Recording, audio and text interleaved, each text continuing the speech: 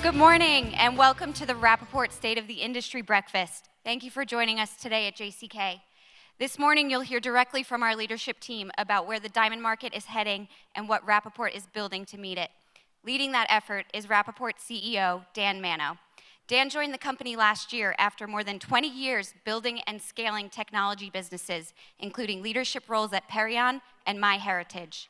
Since joining, he has been focused on expanding Rapaport's technology capabilities, integrating AI and data tools, and shaping the generation of products for the diamond trade. Before we get started, a quick thank you to everyone who has visited our booth this week. If you haven't had a chance yet, there's still time today, and we have some show-only offerings worth taking advantage of. Everyone, please welcome Dan Mano.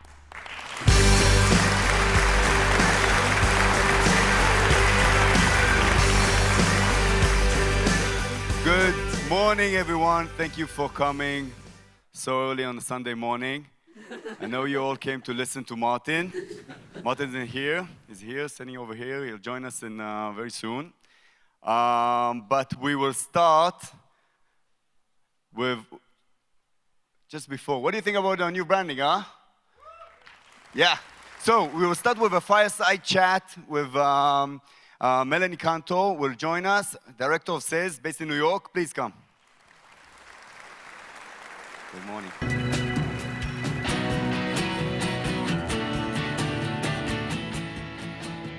Good morning, everyone. Good morning, Dan. Let's get right into the questions. Yes, please. So you've joined Rapaport a little over a year ago, and it's fair to say that it hasn't been the quietest year. So how would you describe it since the last time we were in Vegas at JCK? Yes, definitely. It's been an intense year. My first day was April 1st. Jokes. 2025, last year, which honestly probably should have been a warning sign. Just days later, tariff hits, India was impacted, and suddenly diamond pricing became far more complicated. The market shifted from having one global pricing conversation to multiple overlapping realities. At the same time, synthetics kept evolving, industry terminology changed, conflicts affected trading activity in Dubai, in Israel, the war, of course, that's what I'm talking about.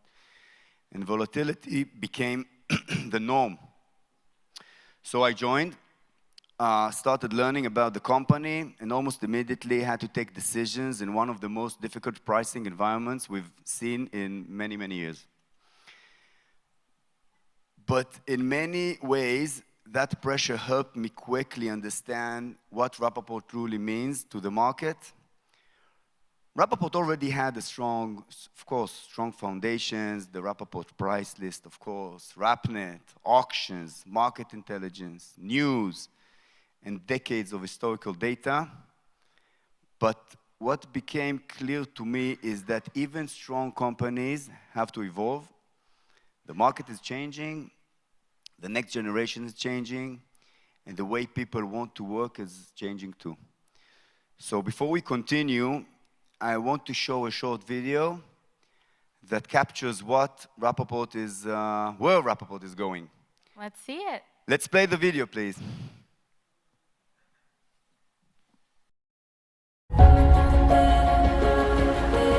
Rapaport has stood at the foundation of the diamond industry for decades, from the weekly price list to the integrity that defines the trade. An industry built on trust, on relationships, and knowing who stands behind every transaction. But the world changed. Globalization, geopolitics, tariffs, and disruptive technology mean the market demands more. Leadership, data, smarter tools. So we evolved into one connected ecosystem, committed to natural diamonds. An ecosystem built to help you thrive. Rapaport price list, trade, auctions, news, intelligence. This is the new Rapaport, safeguarding the prosperity of the natural diamond economy. Thank you. Thank you. Wow. So the video gives a very strong sense that Rapaport is changing.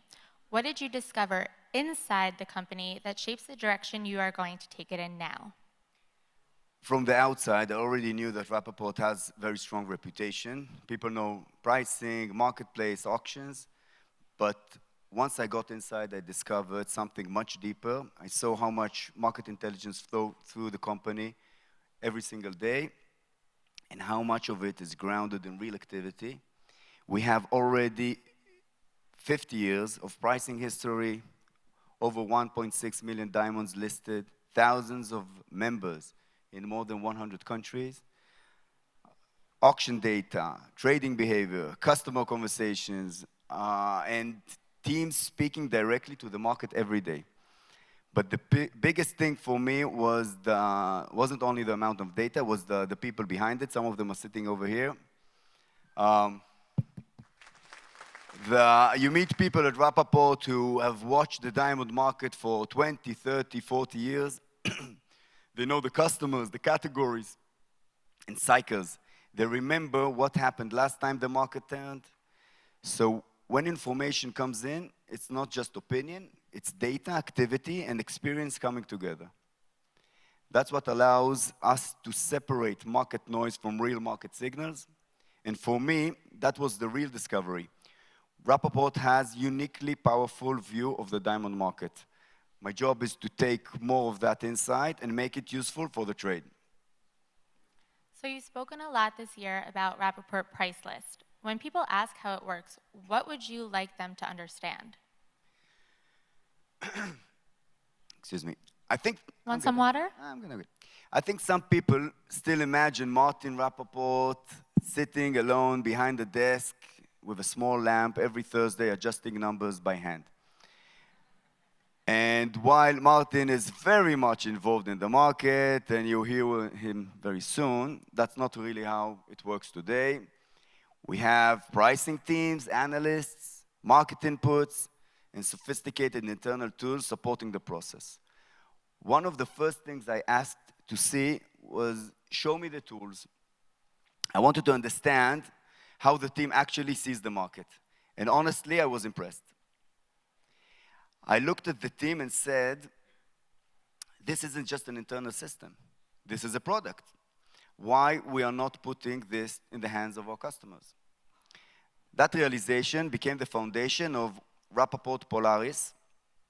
Polaris came directly from the tools we use internally to understand the market every day. It's used daily by our pricing team, and we decided to give the trade some kind of visibility. In a stronger market, maybe instinct can carry you a little longer, but in today's environment, that's dangerous. Margins are thinner, inventory moves slower, and one bad decision can hurt. Rapaport Polaris helps dealers see pricing trends, supply shifts, demand movement, and market signals much more clearly. The response has been incredibly strong. We're working with amazing brands. I wish I could share the names, but all the big names. Customers are telling us they finally feel like they can see the market before making decisions, and that's good for the trade. Sounds like the transparency people dream of. Your management philosophy seems very product-focused. What do you mean by product first, and what has changed regarding that? I came from tech. Product first to me is very simple, product market fit. Rapaport Trade, formerly RapNet, and the Rapaport price list became central to the market because they solve problems. But even a strong product cannot stay still. This year we changed search. Jeremy will join us and speak more about it, so I won't get into details now. The direction is simple. Help buyers find the right goods faster and help sellers sell their goods. We launched Rapaport Polaris. We launched Rapaport Inventory Pricing Management. Also, Jerry will share and show you. We launched Rapaport Sellers IQ. Every product came from the same core principle. We identify a real market problem and build something practical and keep improving based on how the trade works. Very simple. That's a lot for 1 year. Yeah, imagine what we can accomplish years to come. We have a lot of plans. When you personally sit down with dealers today, what do you think they need most from technology in the coming years? Relationships will always matter in this industry. That won't change. But the way dealers work needs to become much easier. Right now, a dealer may search in one place, check pricing points in another place, communicate on WhatsApp, track notes, spreadsheets, and manage payments separately. Then they're trying to remember which conversation belonged to which stone. Sounds like a lot of friction. Exactly. People don't want 5 disconnected tools. They want one trusted place where they can search for diamonds, understand pricing, communicate with buyers, sellers, track activity, manage inventory, and eventually even handle payments more efficiently on the platform. That's where Rapaport Trade is going. We want to create a true ecosystem for the diamond trade, a connected workflow where pricing, inventory, communication, intelligence, transactions all work together. The benefit is practical, less wasted time, fewer disconnected conversations, and better information, faster decisions, and more control. That's great. It really keeps the importance of building and growing relationships at the forefront. Looking ahead, what role do you think data and AI play in Rapaport's future? I think that any serious CEO in 2026 must talk and do something, or a lot, You gotta. around agentic AI. AI and agentic AI, the impact is enormous. One of the first things I did was bring someone I deeply trust on the data side, a guy whose name is Guy, he's sitting over here. Hey, Guy. Guy? Little wave? He's our hero. His first job was foundational. Organize the data, clean it, normalize it, and make it usable. That work was now, it opens a next layer that we can build upon. You can't really use AI practically if you don't have those foundations. Internally, we are already testing systems that allow us to ask intelligent questions across our data. The next step is to bring that capability to customers in a practical way. A dealer should be able to ask, what should I buy? How should I price it? Which goods are sitting too long? Where's demand moving? Which buyer should I call? But key is that answers must come from real diamond data, real market activity, and real industry knowledge.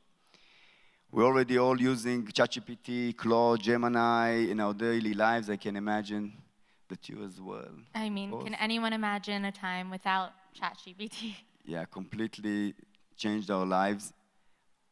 So what we are building goes to another step further. AI connected directly to diamond inventory, pricing history, trading behavior, searches. That's what makes it powerful. It's not generic AI. It's AI built specifically for the natural diamond industry. Thank you. So you've talked about AI in practical terms and explained it very well, I might say. Would you like to show it? Yeah. We actually have a demo that we want to show you. So please, can you run the demo? Okay, so we will see here, this is a very beta tools. We just start. Here we see a jeweler that is expecting a couple asking to upgrade their engagement ring. They now own a 1.5G VS1 and they have a budget of $10,000.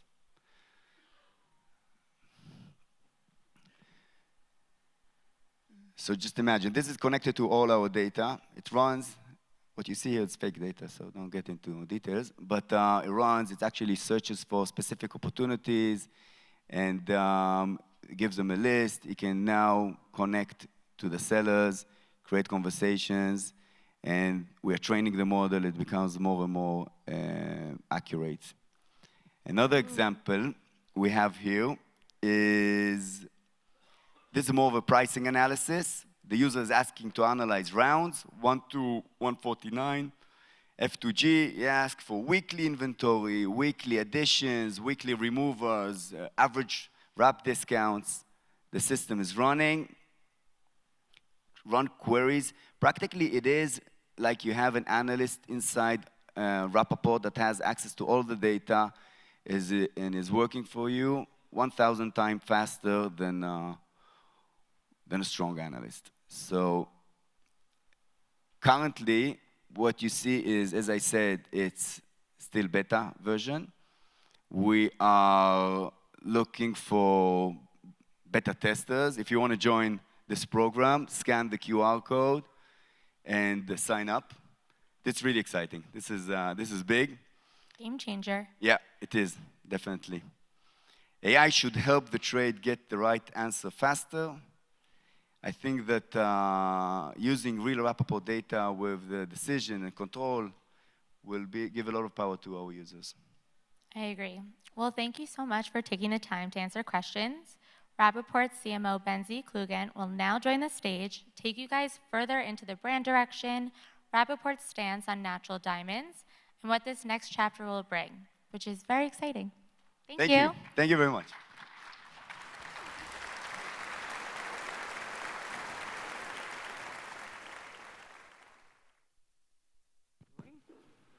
Can you hear me? Yes, okay. Good morning, everyone. I'm the marketing guy at Rapaport. And as a marketing guy, I happen to know that statistically speaking, when I put up this PowerPoint presentation now about the rebrand, 50% of you are going to tune out. But the good news is, I'm not here to present a presentation and walk you through our new logo and our colors. What I'm going to talk about today is the why. The impetus for why we did the rebrand and why it actually matters to everybody in this room and the whole diamond industry. So when Martin Rapaport stepped back from day-to-day operations about a year ago now, Dan and the executive team went through a pretty intense process of self-reflection. We had to ask ourselves some really important questions like, what does Rapaport stand for beyond any one individual? What kind of company do we want to be? What responsibility do we have to the whole industry? And all these questions became even more important in today's market where the industry is going through so much change. So after many discussions and debates and a lot of soul searching, this process led us to crystallize a pretty clear vision and understanding of why Rapaport exists, a raison d'être. I bet you never heard an Australian speak French before. Okay, so we are here to safeguard the prosperity of the natural diamond economy. Now, what that means is that every product or service we're building, every technology we invest in, every policy we set, every division of Rapaport, every business unit, it's all informed by this mission to strengthen the natural diamond industry and help it flourish.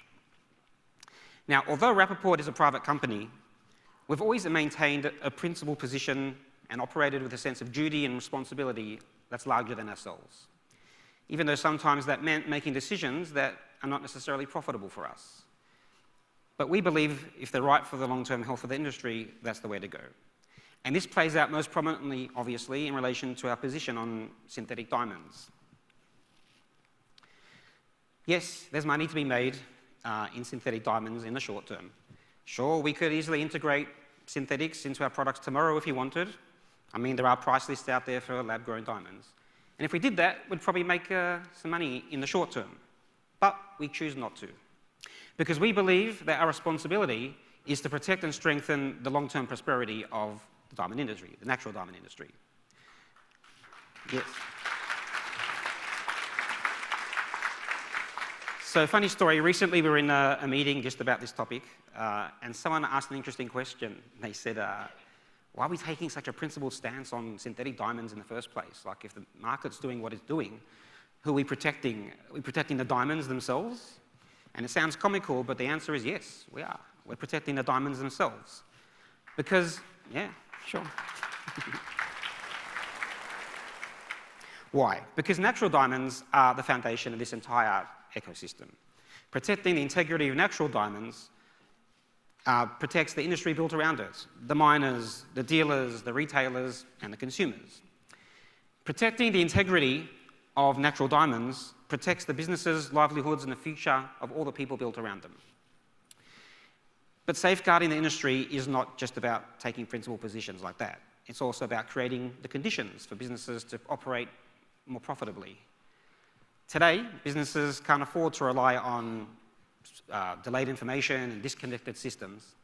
They need pricing, inventory, trading tools, and market insights working together in harmony, so we can react faster to market conditions. And that's why, as part of bringing all Rapaport's business units under one brand into one connected ecosystem, like you see up here, you probably noticed that RapNet has become Rapaport Trade. Okay? Now, we all know RapNet was revolutionary in digitizing diamond trading, but trading doesn't exist in isolation anymore. It relies on pricing and technology and real-time market intelligence. And that's why RapNet is evolving into Rapaport Trade, no longer as a standalone platform, but as part of this interconnected ecosystem. So, yes, this is a new look, reflecting a new integrated approach, a new tech-forward approach, and the future we believe that this industry needs. But what matters is the defining philosophy behind it. For decades, Rapaport helped define the diamond market. Now we're building the infrastructure designed to help safeguard it for a future. And that mission is going to continue to shape every decision that we make moving forward, because protecting this industry isn't just our business, it's our mission.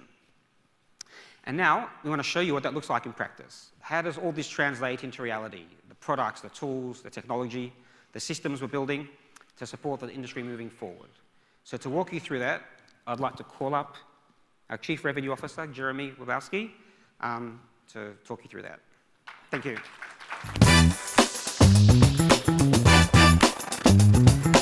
From rebrand to reality, smarter search, greater visibility, direct negotiation, market intelligence, powerful buyer and seller tools.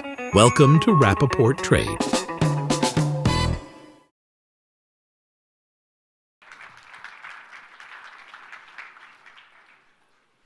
Good morning, everyone. It's great to see everyone here and that we were able to fill the room. Before we get started, my wife was actually supposed to be on a business trip and join me in Vegas for the weekend because this morning is my birthday. So she told me I have to get everyone to give me a nice round of applause as another birthday is gone. I'm so excited to be here today because there's been so much change over Rapaport. We have so many exciting new products. And as someone who came from 25 years in the tech industry, it's been amazing to see the conjunction between Rapaport and tech and how much added benefit we can give our customers. So the first thing I wanted to start with is Rapaport Trade. You all know it as RapNet, because this is where many of you work every single day. This is where you search, compare, negotiate, and make decisions. And over the past year, what we focused on was making that experience faster, cleaner, and much more connected to the way people actually trade. So let's start with our search, because this is the most critical part of Rapaport Trade. Search is no longer going to be just lowest price first. We are now going to use a best match to surface the most relevant stones, because when any of us go to Amazon, to Booking, to find a hotel in Vegas, we're not looking for the lowest price first. That's not how the search results, that's not what we want, and that's not what comes up. We're looking for the best match, know our preferences, what we like, what we don't like, give us the one with the nice pool or without the nice pool. And if we want to, we can then filter by price as well. So we're now using the best match to surface the most relevant stones based on the diamond, the listing, the seller, and the pricing. This will create our new algorithm, which is actually going to affect as we speak. We are starting to roll it out, and slowly you're going to see the differences. You can also immediately see seller information, location, certifications, price drops, media, and much more before even opening the listing. The result is simple. Buyers can move faster, and all sellers get a fairer chance to be seen. Another big difference in the search results that you'll see soon is grouped search results. Popular categories, buyers often see many nearly identical stones from the same supplier, lists and lists. Those listings can now be grouped together automatically.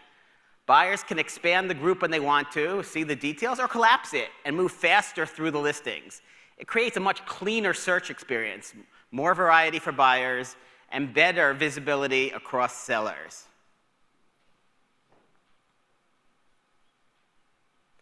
The next one is pretty simple, but so important, and that's our chat. The idea is to keep the conversations connected. directly to the diamond and the listing. The listings, the messages, the trade center, all in one place. That means fewer scattered WhatsApps, fewer lost emails, and a much safer trading process overall. And soon, coming soon, this is where payments will connect as well. Search, chat, negotiate, and pay, all inside the new Rapaport Trade. We also have a bunch of new tools that we're rolling out. And these are all obviously to help our customers. One of my favorite is the inventory price management tool. I'm very excited about this one. Inventory pricing management lets sellers instantly compare their inventory against the live market. You can quickly see how stones are priced, how long they've been listed, and whether they're priced above, below, or in line with the market. If you manage large inventories, this will help you immediately identify where action is needed. Another incredible new powerful tool we're rolling out is Seller IQ. Think about it as LinkedIn's who viewed your profile. We all click on that to see who's looking at us. The same idea applies here. If buyers are viewing your stones, or they're opening the media, or checking certificates, all of those are signals. It tells you something important. Seller IQ helps sellers understand which diamonds are getting more attention and where demand may be building. It turns buyer activity into actionable insight. You can start the conversation where the trade begins and keep more of the workflow inside Rapaport Trade. Now, I want to shift from the trade to the intelligence. Rapaport isn't only where the market trades, it's also where the market comes to understand what's happening. We are offering two major tools in this regard, the Rapaport Intelligence Report, which you know as Rapaport Research Report, and Polaris. The new design for the Rapaport Intelligence Report gives customers a clear monthly view of the market. What moved? Why did it move? What should you pay attention to? It combines the Rapaport market knowledge with data on pricing, supply, demand, and market pressure. And for May, we're making the report free so many customers can experience the value. Please come by our booth, and we have some hard copies if you'd like as well. Maybe our strongest tool to date, taking all our data, is Rapaport Polaris. It's for users who want to go much deeper into the market data. It uses the same intelligence tools that our pricing teams use internally. You can track the price trends, the inventory movement, the buyer demand, and market pressure in real time. Because usually, demand moves first, inventory moves second, and the price reacts last. Polaris helps users see those signals much earlier so they can move the prices at an earlier point in time. Rapaport Auctions is already one of the largest auction platforms in the diamond industry, if not the largest. We run monthly auctions with over 18,000 clients across more than 70 countries. And now, participation is easier than ever. Buyers can review diamonds remotely, access media, and bid online from anywhere. That means more access for buyers and stronger exposure for sellers. We are also running a special for new Rapaport auction sellers that are happy to come by our booth, and our auctions team is there to explain it to you. Rapaport News. Rapaport News has always helped the industry stay informed. That's where we learn. But markets also move through conversations. What are dealers saying? What are buyers asking for? What feels different this week? For years, Rapaport News has helped the industry stay informed. But we know the market doesn't only move through headlines, it moves through conversations. And that's one of the ideas behind our new Herd on the Street, which some of you may have seen already. It's a new way to bring the voice of the trade into Rapaport News. It's shorter, more direct, more connected to what people are actually talking about. So instead of me explaining it anymore, I'll show you a short video.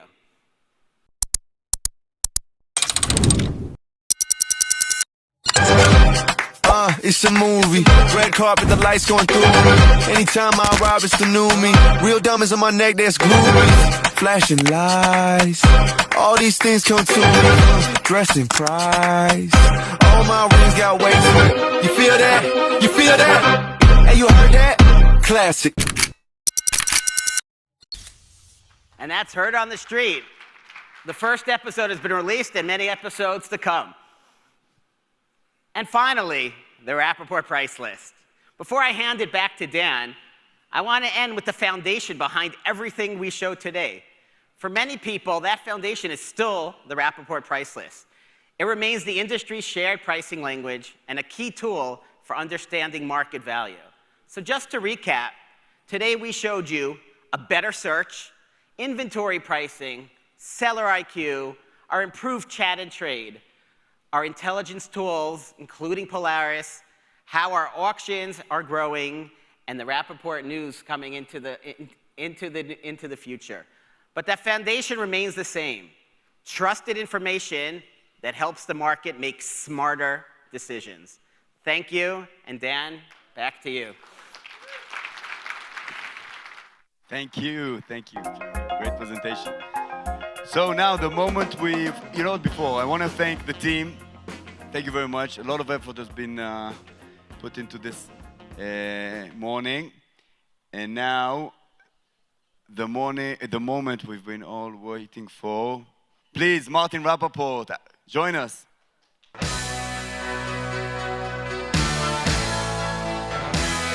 everybody, welcome to Vegas. 8 in the morning, Sunday. Thank you, good to be here. Look, we're gonna deal with a lot of heavy stuff today, so I thought I'd only have an hour to have a little more time. I'll be a little more chill than normal. But the serious situation is that the diamond industry has been, I wouldn't say underperforming, I would say going to hell in a bucket. And a lot of us are concerned. What's gonna happen to us? Where will our industry go? Has we dealt a death blow by these synthetic things? World is changing in so many ways. You got Gen Zs. I mean, Gen Zs, do they want to get married? I don't know. Millennials are getting married. The whole culture around us is changing rapidly. And we have to think about, where do we put diamonds? Where do we go from here? How do we succeed? How do we become great? It's not enough to survive, guys. What we have to do is kick some serious ass and turn diamonds into something amazing. So if you hang out here with me here, I'll try to take you through how I see where I see the world goes. I do want to thank Dan very much and his team for doing all that work with Rapaport, because now I'm free. I'm dangerous, man. I wake up and I don't got to deal with all this crap. It's just wonderful, you know. And I want to also thank Dan and his team. New vibes, new energy, and that's really great. So let's get into it pretty quickly now. So first of all, where are we? How screwed are we? Whoop, no script. That's nice. I guess they didn't like what I had to say. Someone gonna give me back my clickers? Okay, I see them down here a little weird or so. Okay, so where are we? What should we do? I've never seen as much uncertainty in the diamond business going from mines to retailers about what do we do now? And how can we move forward? How can we change the game? How can we, I'm a little short Jewish guy, right? You're not gonna find me on basketball courts. But when it comes to racquetball, I'll kill them. So what game are we playing? What are we doing with these diamonds? How are we going to change the game so that we can make some serious money? And I think I know how. First of all, I'll give you a lot of the bad news or whatever. Look, first of all, business is booming around the world.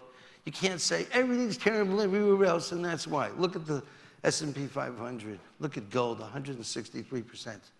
Okay, so you can't give me some crybaby story that, well, diamonds is doing what everybody else, it's someone else's fault. No. We screwed ourselves. Diamonds and gold. Gold's up 163, diamonds down 48%. What the hell is going on? Why? Why is that happening? S&P 500, 88%. We're still down 48%. What is with these diamonds? What happened? I can give you a lot of global data looking all the way back 25, 2 years, but I don't even trust some of the numbers. They're telling me that US imports of polished diamonds over a half carat are down 89%, which is mind-blowing, and I question the data. But this is not questionable. These are actual prices off of RapNet. And you see these, down 52%, okay, I remember Stephen Lussier talking to me after 2008.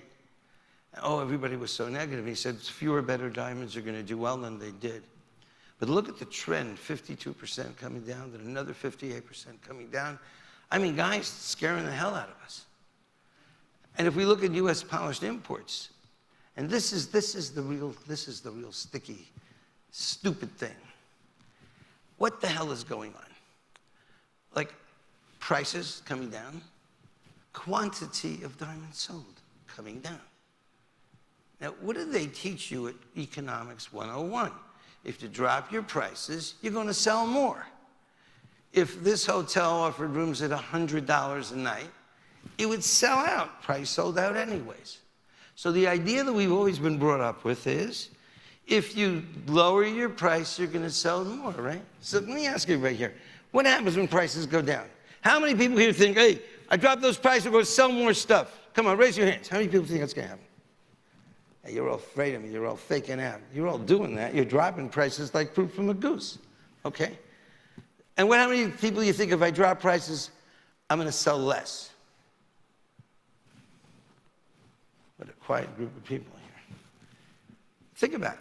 You've been taught your whole life, lower the price and you'll get rid of the goods. We lowered the price and fewer people want to buy the goods. Can we understand why that's happening? Can we understand the real diamond business? Veblen. It's like Veblen with a V. Veblen. Veblen, Veblen, Veblen. I think I'm crazy. How many people know what Veblen is? Anybody raise their hands? My God. Veblen is an interesting concept. It tells you a Veblen good is a good when you increase the price, demand increases. They want more of this stuff. Gold goes up and people start getting, maybe you should buy some gold here. Investments go up. Look at this Veblen story, you know. I'll just show you here. What's this? Does everybody understand that Rolex is a Veblen product? Does everybody here understand that when Rolex holds back the supply of a certain watch, its price goes up, and its price goes up, its demand goes up? Do people understand what we're selling here? Diamonds aren't bullshit. Diamonds are extremely rare, scarce, valuable, super stuff for rich people. You see the line over there in that Rolex store? Why are these people in line? Because there's a scarce thing. It's Rolex. I got a Rolex. We used to call it the passport in Africa at one time. But the point about Veblen goods is that diamonds are special. Guys, get this message. Get it through your heads. Diamonds are special. And higher prices should increase demand if you have a Veblen good. If you're diving and if you're marketing, if you're selling a luxury product, understand that it's a luxury product, everybody. Because if you're not selling diamonds as some kind of a, well, near-gem goods, I'll explain it, you're in trouble. So we need to get to a point like when I came into this business in the 1970s, diamonds were a Veblen good. Big diamonds, wow, I want them. I really, wow, she's wearing big diamonds, man. I want to get some diamonds too, because I'm an aspirational demand. I want to be like those rich guys, okay? And you see it in what pocketbooks became more important than diamonds to some people, okay? But the fact that diamonds are rare and scarce needs to enter everybody's head, because not all diamonds are rare and scarce, maybe. But the point I'm saying to you, a Veblen good, and diamonds are a Veblen good, and I just proved it by showing you prices going down and quantity going down. It's obviously a Veblen good. Now, when you lower prices, you lower demand. Didn't happen for the big D flows at Christie's and Sotheby's, maybe, but the rest of the industry, you know, consumers value rare diamonds because they are expensive. That's your customer. If someone walks into your store, says, I gotta save money, I gotta say, send them to Swarovski, throw them out of your natural diamond store. You're here to sell rich people expensive products. That's the real diamond business, guys. And I'm not against other people selling other things. But if you really want to understand diamonds, you've got to understand the idea of a Veblen product, which is rare and it's scarce and it's powerful and it's beautiful and it's luxurious and it's what real people with real money want. So, is Rolex a Veblen good? You go into ChatGPT? Of course it is. Are diamonds a Veblen good? What kind of diamonds are you talking about? Are you talking about diamonds that are at JCPenney? I should not JCPenney's my friends over here. You're talking about diamonds at Walmart for $199? Are you talking about diamonds at Harry Winston? for $1 million? What are you talking about? But even if you look at Rolex, not all Rolex watches are as hard as other watches. So Rolex is brilliant because what they're doing is they're creating monopoly shortages of certain qualities of goods because they control the supply of certain Rolexes. And everybody's differentiating. So you have this Rolex. My son wanted to buy a Rolex for his wife, expensive one, but you have to show that you live in the state where the Rolex store is in order to get the watch, if you can get it. So Rolex, not all Rolexes, are diamonds or Veblen goods? All diamonds? I don't think so. Some diamonds, definitely. Should we market rare, expensive engagement rings to wealthy luxury consumers? Should that be like a certain tipping point, like the peak where you can pick it up and say, wow, anybody rich should be buying D. Flawless engagement ring or something like that? You know, should we go after that market to pick up the top of the market? Where should we spend our marketing dollars? And I'll talk about that in a minute too. To who, to where, to what? What happens with the money? We have NDC's got money now. Where should they go? What kind of goods should they be selling? Can we pick up the top of the market? And I'm telling everybody, fewer better diamonds, fewer better customers. You know, you really want to make the diamond an exclusive, rare, fantastic product that's going to have aspirational demand. That's one of my main stories today. That's my solution for the situation that we're in right now. And the solution is stop selling price, stop selling quantity. Our job is not to put a diamond ring on every finger. Our job is to sell diamonds that are amazing, that are wow. Our job is to create a Veblen good where when you raise the price, more people want to buy it. That's what we got to figure out how to do. How do we capture that luxury-focused market? I'm going to give you a little background so you understand how we got here, and I'm not going to say anybody's evil or not. I'm going to talk about what happened. When I went into the diamond business in the 1970s, all the ads were for the 20% of the diamonds. You got to understand, in 1970, 80% of the diamonds coming out of the ground were industrial. Only 20% of the diamonds that came out of the ground were gem diamonds. I think it was, I was talking at the time, less than a J or an I color, they didn't even bother grading them. So where'd the money go? De Beers spent money, about $220 million a year at that time, on wealthy customers. They created the environment where wealthy people said, of course I have to have the best diamonds. Of course I need diamonds. And then everybody else, we were not so rich, said, I'd like to have what those rich people have. And maybe they would buy an HIVS or something. And that's what the business was about in 1970. What happened was, if you watch the rough imports into India, and the Indians, brilliant people, good people, smart people, they developed an entire huge, millions of people cottage industry cutting industrial diamonds and creating a new class of diamonds called near gem diamonds. And that took over about 60% of the goods. So first it was 20% juice, juice, juice, rich, rich, rich, high, high, high. Wow, super, super stuff. And then all of a sudden, 60% of the goods started to produce near gem goods, top light browns. You found them in Walmart for like $199 earrings. A woman would come from a ball and she would be wearing very expensive earrings, and her maid would also be wearing diamond earrings. And so we had the democratization of the diamond industry, which, again, not bad. People doing what they do. What do you want from these people? They could sell something, and now they could sell millions of more people. So, of course, the big diamonds became commercialized. And see what happened. You know, if you take a look over here, 1990 over here, you look at this thing over here, you know, he picked up really in the 1980s and the 1990s, and then India was cutting all these goods, near gem goods, big business, everything was great. And of course that affected the marketing. So then people said, okay, I can make more money selling near gem diamonds to Walmart than I can make money selling big expensive diamonds to Tiffany.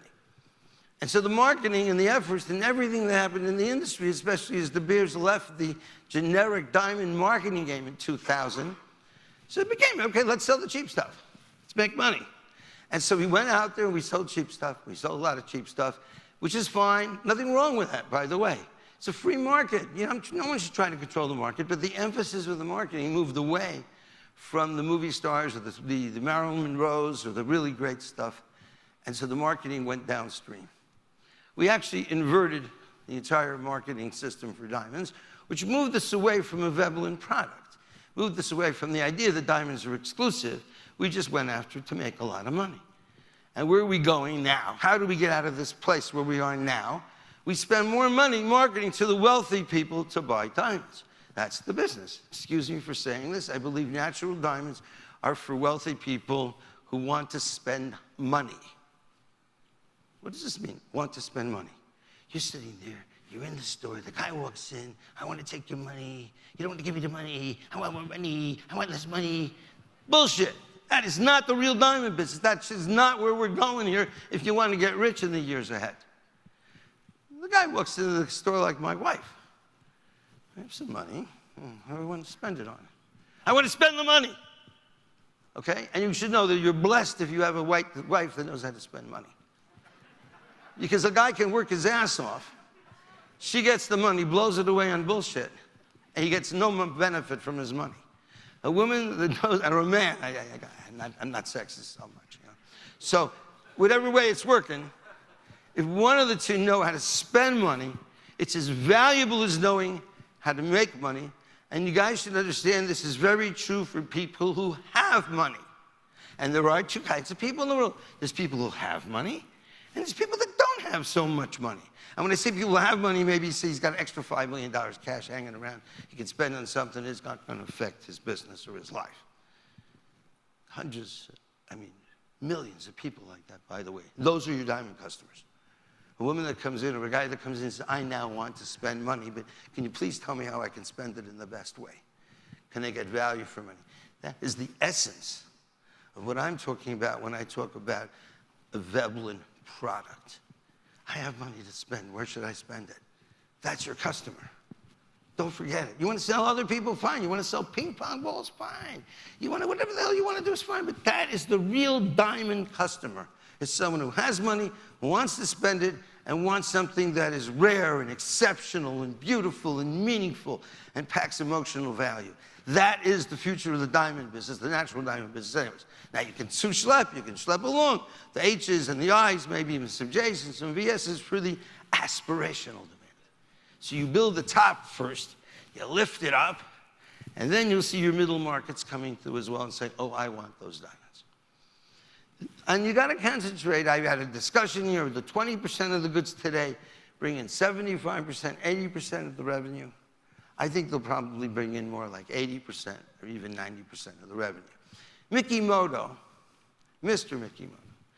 started the first cultured pearl business. And the first thing he did, he made a big bonfire. He burnt all the lower quality cultured pearls that he could get his hands on. And he made those pearls something exclusive. And it's still a natural process. You can't just crank it out like you could crank out synthetic diamonds, rubies, emeralds, because it's still pearls and it's still a natural thing. But in any case, we should be focusing on the 20% of the diamonds and the 20% of the customers that bring us 80% or more of the revenue. That's where our marketing should go. That's where our efforts should go. That's what we should believe in, and that's what should happen around here. Because if you want to get into a position like we were, it was so fantastic in the 70s. Every time the prices went up, more people wanted to buy the goods. And that's how site holders got rich too, because the prices kept going up on whatever they held. If you held a diamond, it was great because the prices went up, demand went up, prices went up, demand went up. It was a wonderful, virtuous cycle of what was going on. And diamonds really meant something. They still do. They still do.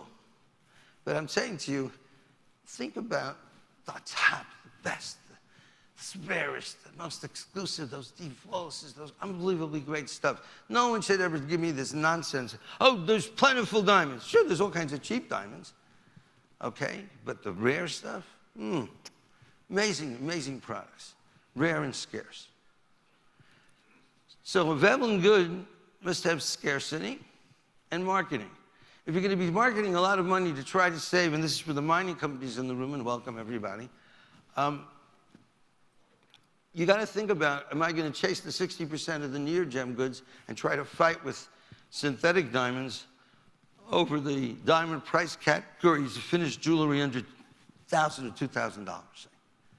I'm not telling anybody what to do. And as far as I'm concerned, everybody should do everything. And I'm very enamored by the De Beers new program to sell desert diamonds, which is taking traction. So God bless everybody that's doing something. I'm not saying what anybody shouldn't do. Everybody should do everything, because who knows if I'm right or wrong? Who knows if other people are right or wrong? So the idea of marketing and selling diamonds, near-gem diamonds, high-end diamonds are great. But I'm telling you what I see as the greatest opportunity of our generation. Okay, I'm an old guy. The millennial generation, too. The greatest opportunity of the millennial generation is to sell people who have money, expensive, rare, beautiful diamonds, gems, and jewelry. That's where the business is going. So why would I be so optimistic? What's wrong with me? What am I, some kind of a BS artist getting up on the stage here talking to hundreds of jewelers and telling them that stuff? You know, you create luxury in it. Start at the top. Sell the rich. Sell the rich. And I'm saying this sell the rich stuff, and you may think I'm nuts. Except for the fact of this thing. We are about to witness the greatest transfer of wealth in the history of humanity. $105 trillion, that's with a T, trillion dollars over the next 25 years or so. That's about $3-4 trillion a year of extra money. Who's getting the money? Well, let's see. $39 billion to Generation X. That's like in the 50s, 60s and stuff. It'll tell you, still 59. $46 trillion to millennials. These are the same people that didn't want to get married because they could go on to Tinder or something, right? But now the women are getting older. They're deciding they want to have kids, and they're rich. Why do I say the rich people? Because who's going to inherit money? You generally don't inherit money from a poor father and mother. And the average inheritance is like 750 grand, they're telling me. So here's a guy, grew up in this little family, and parents are okay, went to university, he's got a job probably. And now, all of a sudden, he gets another $750,000. Holy crap. What are he going to do with that money? Not him, his friends. Luxury, luxury, luxury, luxury. Veblen, Veblen, Veblen, Veblen. Go where there's money. Go to the people who have the money and explain to them that you have a product which is unbelievable, it's rare, it's valuable, it's great, and then you sell, get your piece of the pie. It's $4 trillion a year of extra money. 1,000th of that is $4 billion. Get the 1,000th. We're not even doing that. So we have to change our mindset from selling quantity over quality, both in terms of people. I'm not saying rich people are higher quality people. Don't get me wrong. And I will talk about smaller jewelers and what they need to do.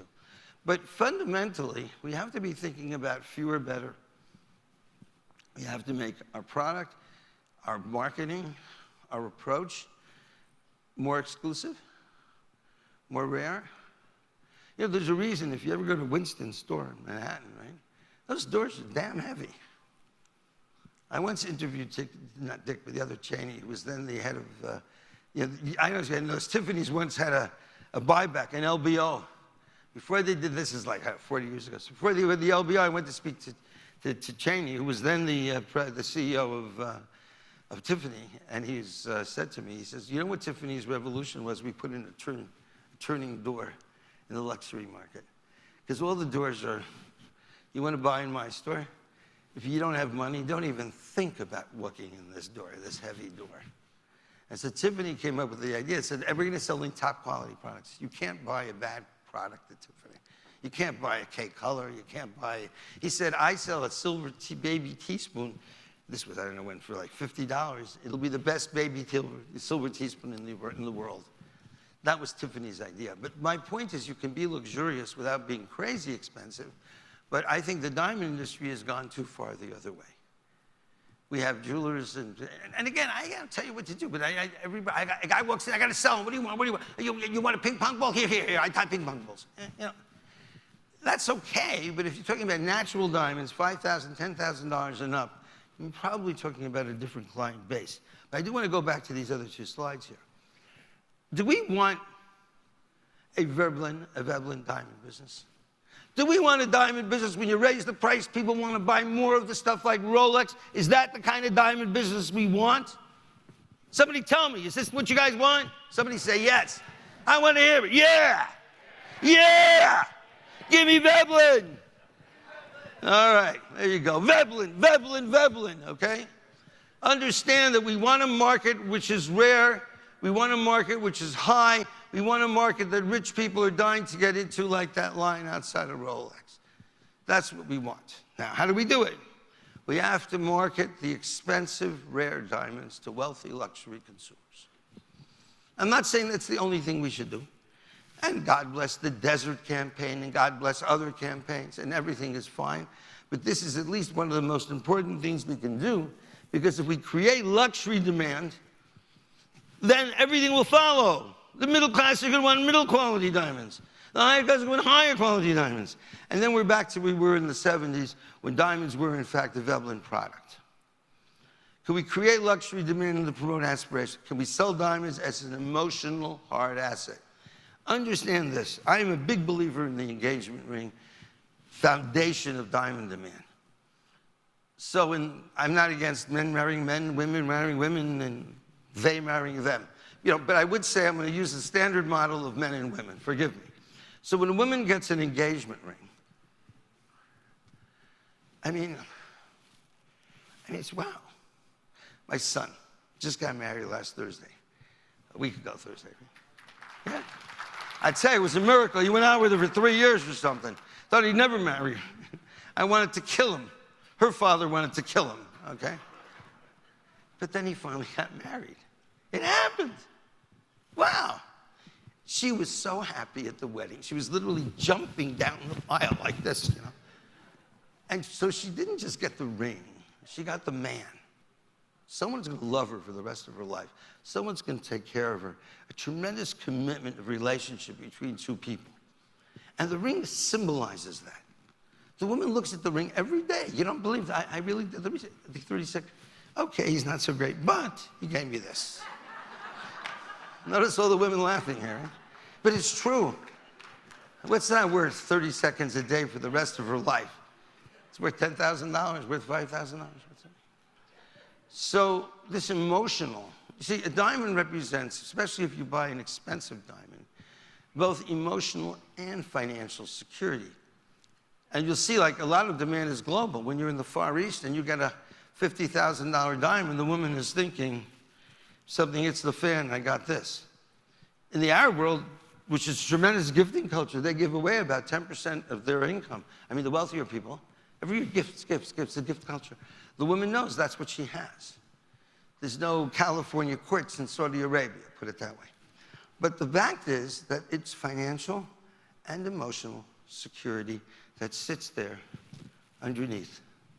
It's something that the person has that they value, both emotionally and financially, especially if it's an expensive thing, especially if they're wealthy. So, we have the most amazing product in the world, guys. If you give someone like sneakers away, the world a better part, a better place or something, so what? You give them a diamond, and the woman says, this is a blood diamond. No, this is a diamond that made the world a better. This is a diamond that did something good for people. This is a diamond that got jobs. This diamond got water. And I'm going to talk about that soon. What an emotional added value. I mean, it's an amazing emotional added value. It's not like the emotional added value of a cup of coffee.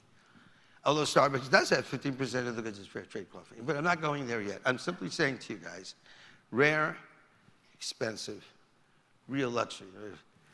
So I do think that this is important. What are we selling, and who are we selling? And reorientating some of the diamond industry, not everybody, to the idea that we can get back to a Veblen good. We can get back to an environment, and that's the test, man. Did you guys, with all your wonderful marketing, get to the point where the price goes up, people buy more? Have you been able to create that kind of an animal? Yes or no? And with the statistics and the data and the stuff we have, we can monitor, we can check that just every second. Like, take a look at deflawlesses, okay? So I thought I would screw around with deflawlesses because I am going to do some interesting things with deflawlesses I can't tell you about. But in any case, how many deflawlesses are you?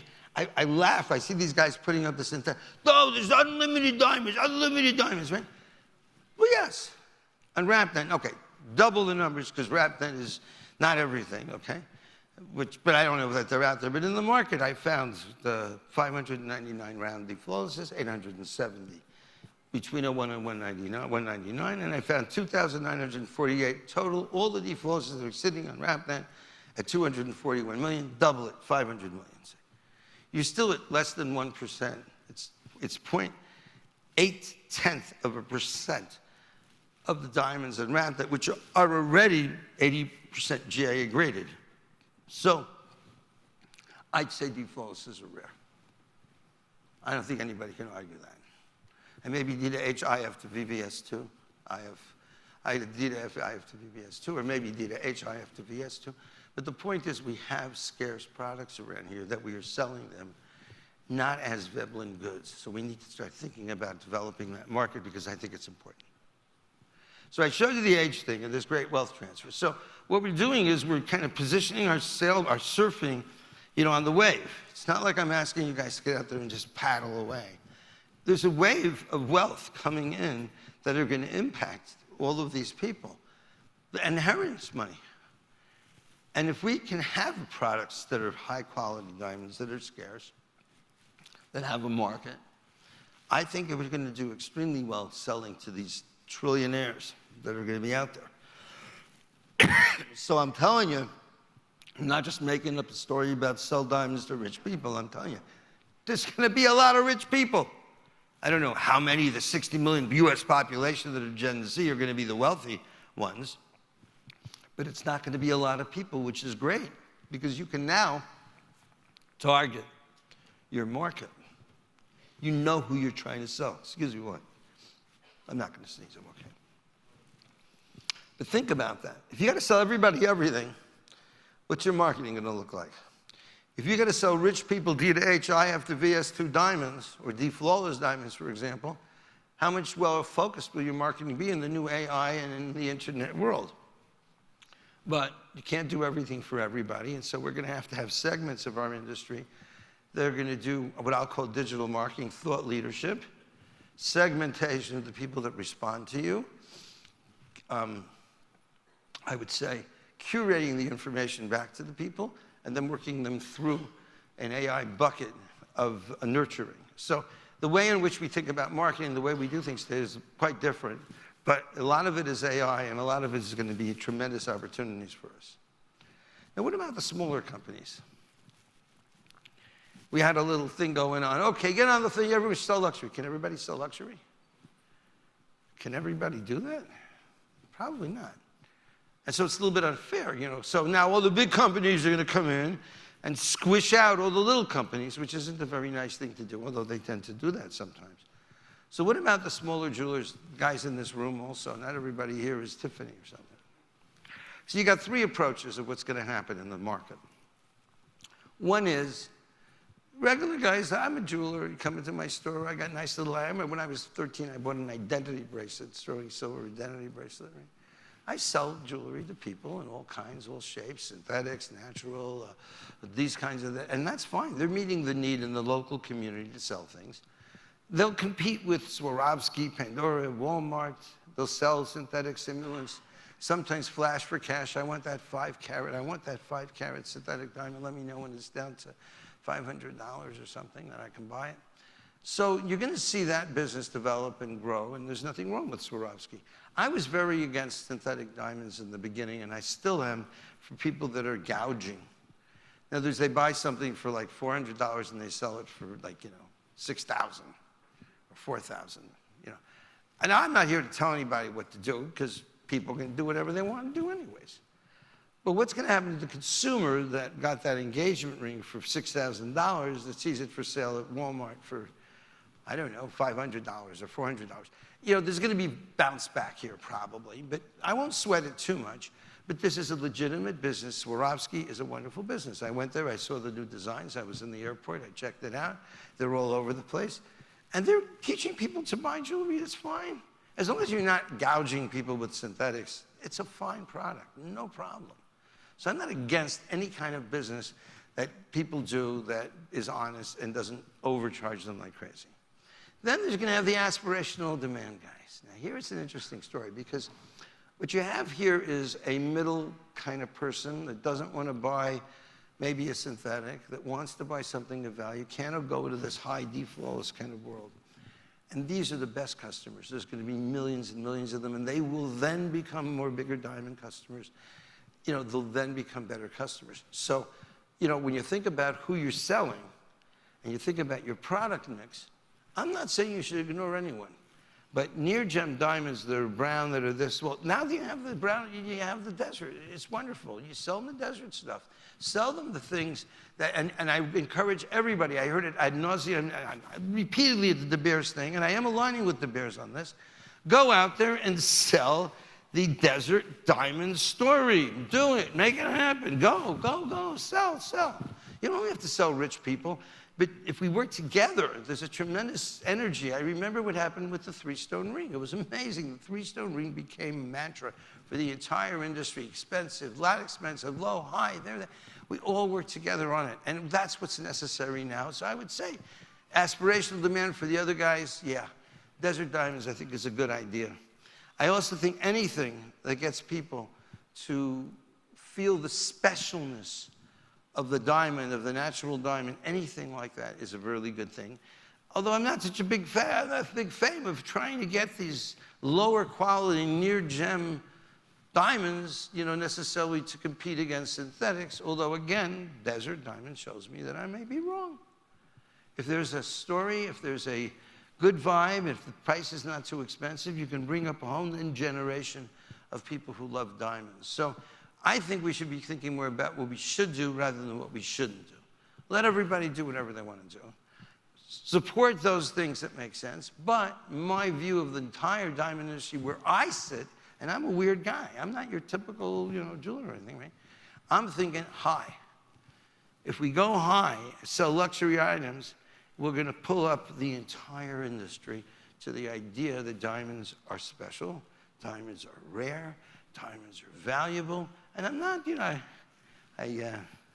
Mr. Cavallari's here with me from how do you call it, from Sibjo, and I know we have all these mining people and everybody, so welcome everybody.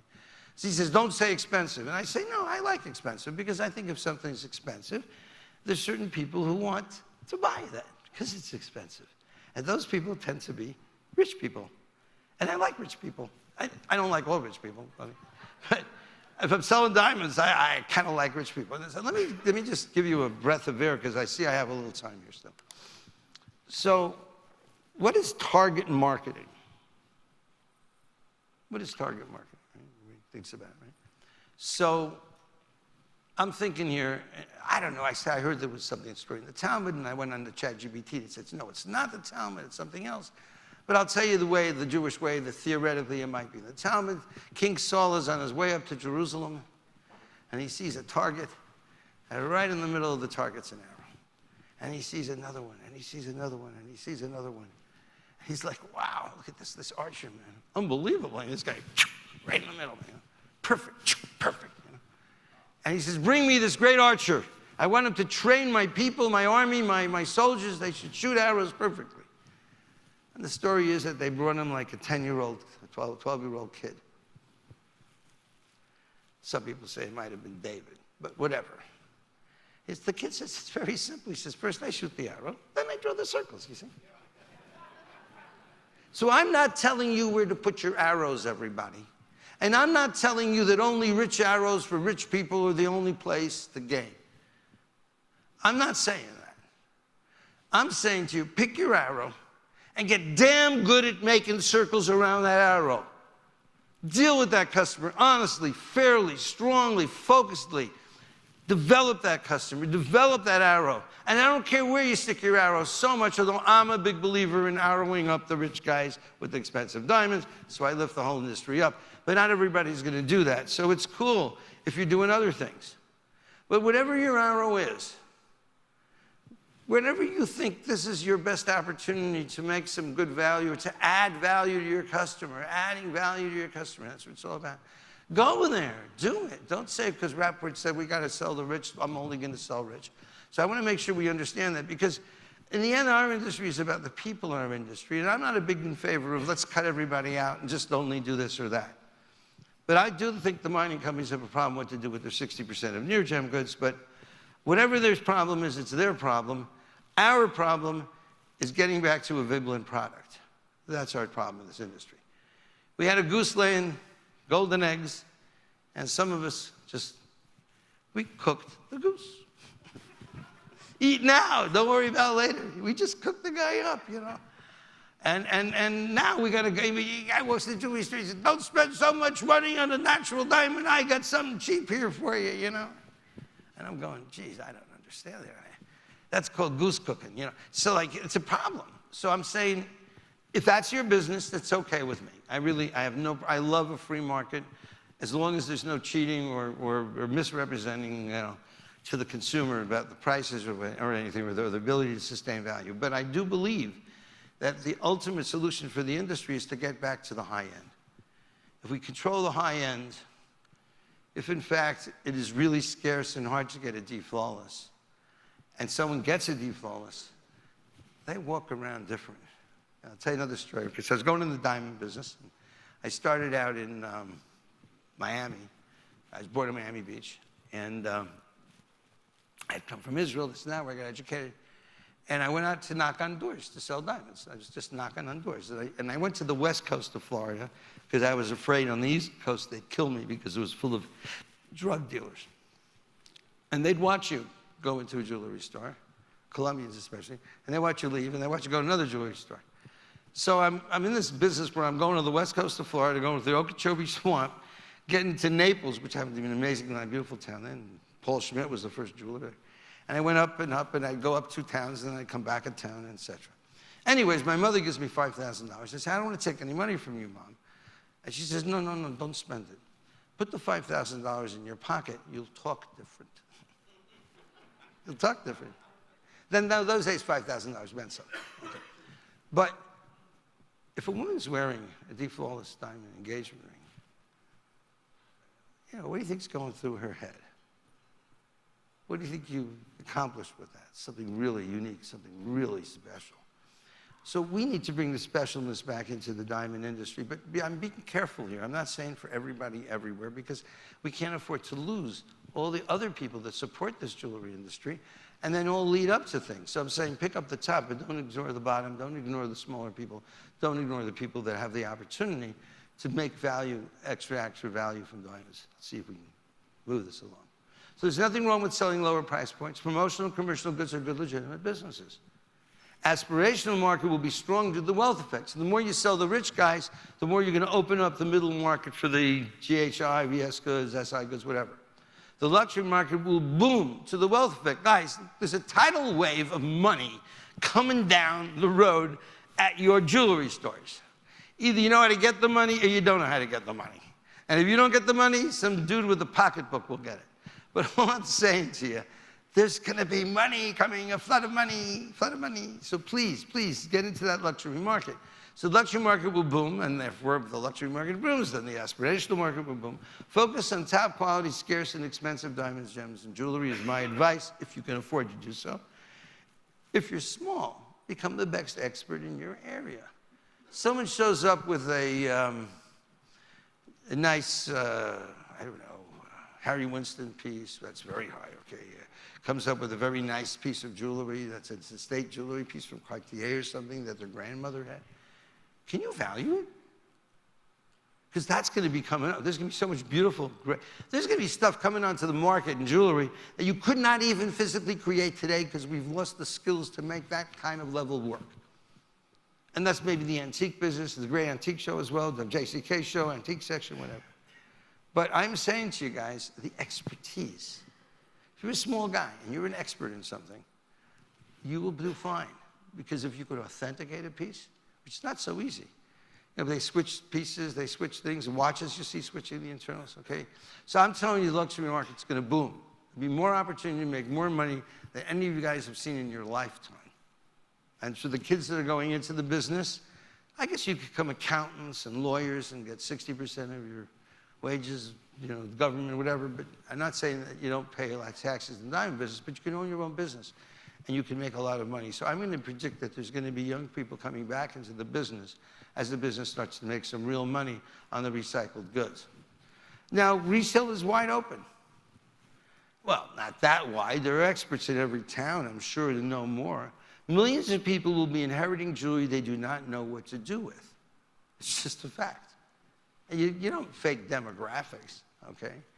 Have the expertise and money to buy luxury jewelry direct from the consumer. If you have the knowledge, you can actually buy something. But if you don't have the knowledge, then you just, I don't know what to do with it. You walk in with this nice Cartier piece. I don't know if it's worth $10,000 or $100,000. So a person that knows what it's worth and can put the money down and buy it then and there, they're going to make a lot of money. Knowledge is power.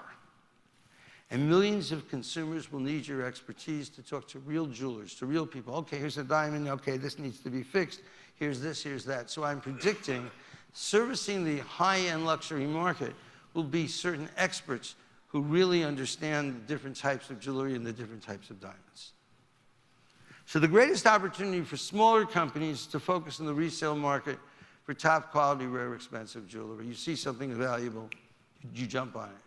You must have a high level of expertise sufficient to identify it and authenticate quality. And authentication, I know people are afraid to buy a David Webb piece. They don't know if it's authentic or not, and I don't know, but I don't know enough about that. But my point to you is that the expertise for identity and authentication will be very valuable as we move into the next few years. You have to know not just what the piece is, but the value in the market for a piece like that. You see a nice Cartier piece, right? Okay, congratulations. You can tell me that's Cartier. You can tell me they didn't take out and switch the diamonds. You can tell me this and that. Now, what's it worth? Can you buy it? Do you have the brains, the guts to actually put your money down on the table? Those people that can put money down on the table, or they have a friend in New York that'll give them money when they see something special, they will win. They will become wealthy, these people. Because the need that we see in the United States for people who understand all this jewelry that's going to be coming back into the market for the baby boomers, because it's not just the inheritances.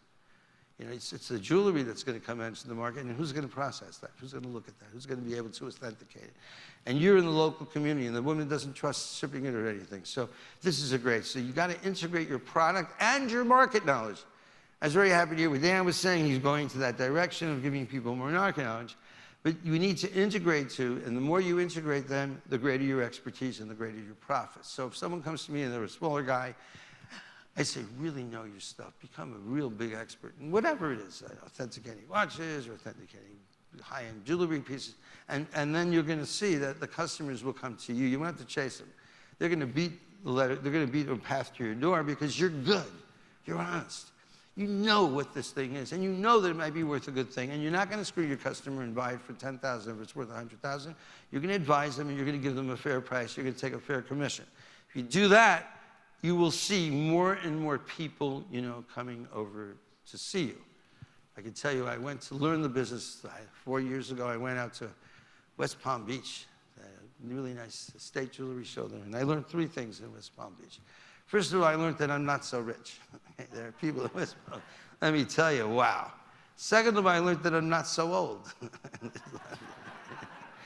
And the third thing I learned that when I went to West Palm Beach, there are more sellers than buyers out there. These little old ladies walking around with this guy shuffling back at them. She says, can you help me sell this? And she shows me a 17-karat D flawless. Oh, that's just one of the things that I have. So I'm just saying to you, guys, there's a lot of opportunity out there.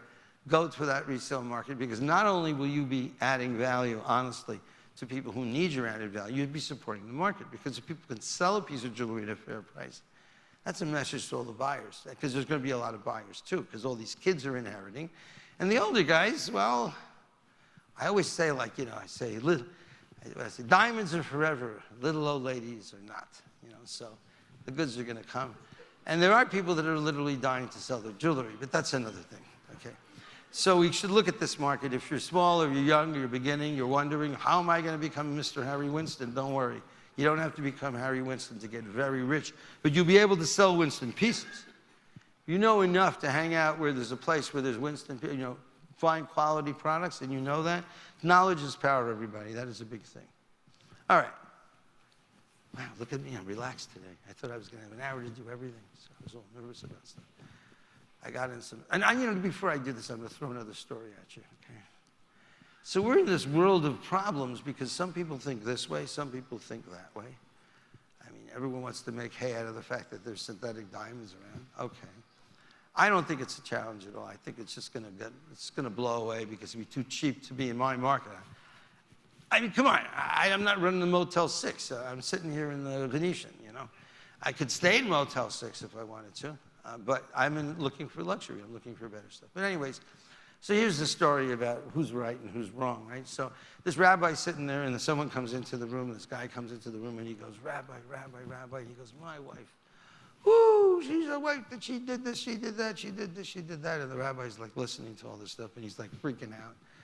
You know, he never heard of women doing all those things. And then, you know, so he says to the guy, he says, you know, you're 100% right. The guy picks himself up, feels a little better, walks out the door.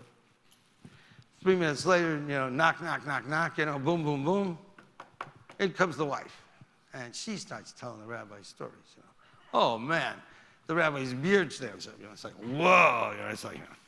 And he says to her, you know, you're 100% right. Meantime, the rabbi's wife, or the rabbi's husband, it depends, you know, how it's working, comes in from the kitchen and says, 1 minute, 1 minute. How could he be 100% right? And how could she be 100% right?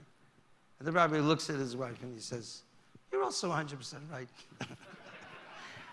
Which means that we're dealing with realities that are informed from different perspectives. And our customers, therefore, needs to be targeted. Not all diamonds are the same. Not all diamond customers are the same. Not all diamond target markets are the same. And therefore, to a certain degree, we need to differentiate our skills, our abilities, our relationships with our customers to whom we're selling diamonds. However, at the same time, we need to figure out to work together as a team. And I think a good example, again, I'm going to go to the desert diamonds because it's the thing I think that makes sense, and it's going to get a click, and it's for inexpensive stuff too, maybe not such expensive stuff. And it's here and now. It's for this Christmas season. Okay? So on one hand, we want to be different. We want to know what we're doing. We want to be the best at what we do in terms of adding value. But on the other hand, we want to organize and cooperate and work together with other people. There's no question that we are in a marketing problem. And it's not just a marketing problem. It's the problem of being a Veblen good. It's getting back to the point where diamonds are so special that when their prices go up, people are going to want to buy them. Okay. Now I'm moving into the closing end, but you know, I got more time. We can sit, we can talk. Everybody should please come up. We're going to take a big group picture at the end of this thing. So I got a dream. I have a dream. I'm not going to, Martin Luther King, he had big dreams. You know, I've got more narrow dreams, but I have a dream. And I believe that there's going to be an added value for diamonds that make the world a better place. A diamond that provides clean water, health, roads, education, is worth more than a diamond that's just a diamond. I know, we're talking with our friends from, we're talking from Angola, I'd say the Fifth Sea community. And I really believe that. If we in the diamond industry make this work, it's going to enhance the value of our diamonds. It's going to give us a halo effect. But even more than that, we're going to wrap up some God points. We're going to rack up some good points. We're going to do good things. Now, in the old days, you could argue everything in Africa was corrupt, except Botswana, probably. And it didn't help to go and raise money to tell lies to people about how the diamonds are doing good. So if you gave money for diamonds, then maybe you get siphoned off to Switzerland or to some other place. And so therefore it was a big problem. But today, no. Today we can differentiate the diamonds that do make the world a better place. We can have a product category that's great. And so I believe in this. I believe that it's important for us to do it. I believe in it for my own personal life, to have that kind of an impact where we're actually buying diamonds that make the world a better place. So how does that stuff work? So first of all, we're going to be, I created this new thing called Green Source. Dan's running the Rapaport business. This is another business completely. And we identify and certify diamonds, gems, and jewelry, right now just diamonds, we hope to, that make the world a better place. How can we do this? You know, so we do it by applying and certifying auditable standards, ethical sourcing and traceability standards. That means, where did the diamond come from? And how do I know that this diamond that came from that good, this polished diamond came from that rough? So I'll run you through this very quickly. So the goal is to create a hallmark where everybody buys such a diamond and says, okay, I know this diamond's okay. It's coming from a place that does a good thing. I may get more information if I click on another tracer number or something, but I know that this is a good diamond. And I now say that I can add value to it, a design. I add value to telling you the name of the wife of the cutter, whatever you want to do. So we're trying to come with a baseline of values that people can understand and agree upon, as these are diamonds that make the world a better place. So what we do is we enforce the legitimacy of the source of the diamond. Where did it come from? Because if it came from a place where they're killing people over diamonds, say like the Congo or something, or the Wagner Group or something, I don't want to touch that. It's not interesting for me. So you need to be able to have standards. So what are our ethical sourcing standards? First of all, no human rights abuses in the mining or the manufacturing, which means there's no diamond dust in the factory even. Fair compensation and benefits for the local mining population, including restoration of the land. Because you've got to recognize the people on whose land you found the diamonds. Not just the government, not just the ministers, but the actual people themselves. Do they have housing? Is the land going to be restored? Are they being fairly compensated in a reasonable way? And finally, financial transparency to ensure there's no money laundering, terrorist funding, or just plain stealing of the money that's going for those diamonds. So, what's happened with the money, what's happened with the people, that's the key to this thing. And we are developing the standards right now. And go to CIBJO again, go to RJC, go to everybody and say, okay, are these standards that we can agree upon, which is good for a mine? And I can tell you already that the mine like the Joinay mine in Botswana is a classic example of problem. I have to look, we're going to inspect and look, but I'm telling you, it's going to be great. So there are really good mines. There are really good places, man. And we need to identify the good. Search for the good. There's so much other stuff that we yell about and I scream about all these meetings, but now I'm telling you, I'm getting older. Find the good stuff. Go for the good stuff. Okay, so that's the first step. But it's not enough to have these sourcing standards. You got to have traceability standards. How do I know that this polished diamond came from that rough diamond? And what happens is, since Tracer, which is a great organization, they're doing great things with the blockchain, they're able to scan those diamonds at the mine, and then they compare that to the diamond that goes into the manufacturing center. So you need to know that the rough that's coming into your diamond manufacturing facility is the same rough that came from this specific mine that built roads, that gave college education, that helped people. That made the diamond. These diamonds made the world a better place. Now I can say that this polish came from this rough. And that is a process that you have to have standards for. And that's what we're doing right now with Tracer is doing it. Maybe some other people will do it. I think that Sorin is working on this stuff too. So I think this is blessed work. This is good work. Because if we know that the diamond in the mine was doing good things, and we know that this polish came from this rough, then that polish is worth more money. We're creating social responsibility, value in this industry, but we're not yet capturing the value. We're not getting the money that we should get because this is a better timing because we have to differentiate the product. In the old days, they used to sell FEVS2s, the D flawless as a one parcel. They never differentiated them. And the Ds never really went. But when they started to differentiate D, E, F, G, H, every kind of point of differentiation gave you another price point, gave you another opportunity to optimize your profits and differentiate your products. It's like standard economics. All I'm saying to you guys is, if we can get really good diamonds on the table that are honestly making the world a better place, we should sell the hell out of that, because any woman that receives such a diamond is going to feel really good. They're going to feel, wow, this guy loves me, and look at that, man. He really got me something very special. And you really got to understand that the woman, again, it could be the man, could be whatever, but I'm going to use the man-woman kind of thing. The woman looks at that diamond and projects the value of that diamond onto herself. Look how much I'm worth to him. Look how he spends money on me. Look what he gives me something. And it has no utility. That's so great. No utility. It's pure love, man. He's giving me something that he's not going to use. And instead of buying golf clubs, he's giving me this thing, which means he loves me and he cares about me. And so that's really powerful. And I wanted to show you what it looks like. I don't know, maybe the music will come on. But look what they do at Tracer. A little louder. Well, you'll see what happens. They scan one diamond in the mine, and then they bring it to a manufacturer, and they're able to check it. Did you see what happened over there? The tracing of the diamond with all those hundreds of thousands of points telling you exactly that this diamond matches that diamond. So I know if we get a diamond that comes from a mine, I know that sucker. I've locked him in. I've scanned him and put him on the blockchain. That's what we can do today. So we can audit the mines. We can make sure the mines are making. We can differentiate mines until we make the world a better place. We can then chase down that polish to know where it's going. So the idea behind green source is that we can certify the diamonds that are coming from places that are making the world a better place. Then we can market those diamonds as such.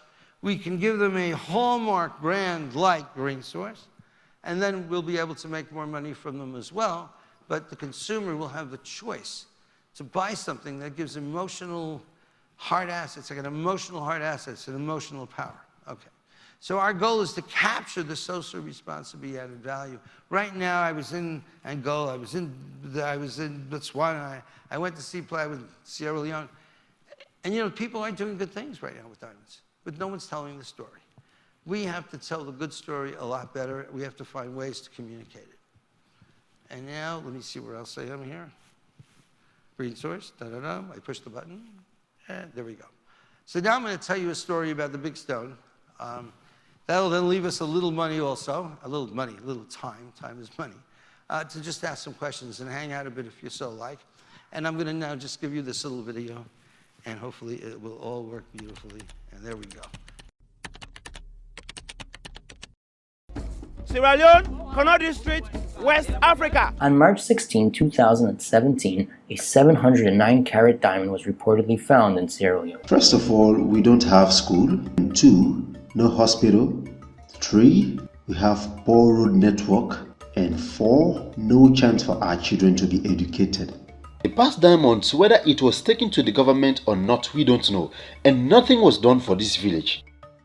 We are left with nothing but just the name. The role that Rapaport played in Sierra Leone after the Civil War to transform the image of our diamonds from blood diamonds to peace diamonds.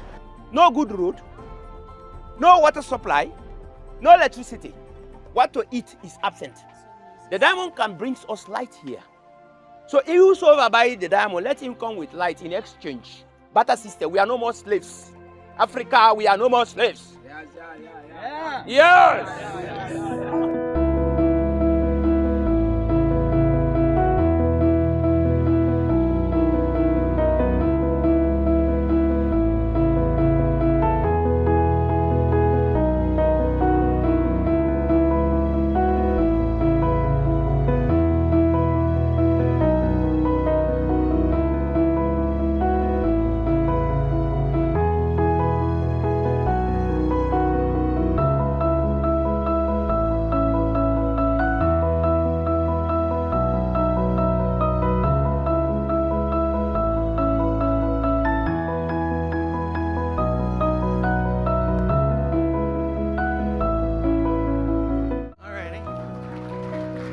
Look at what we can do.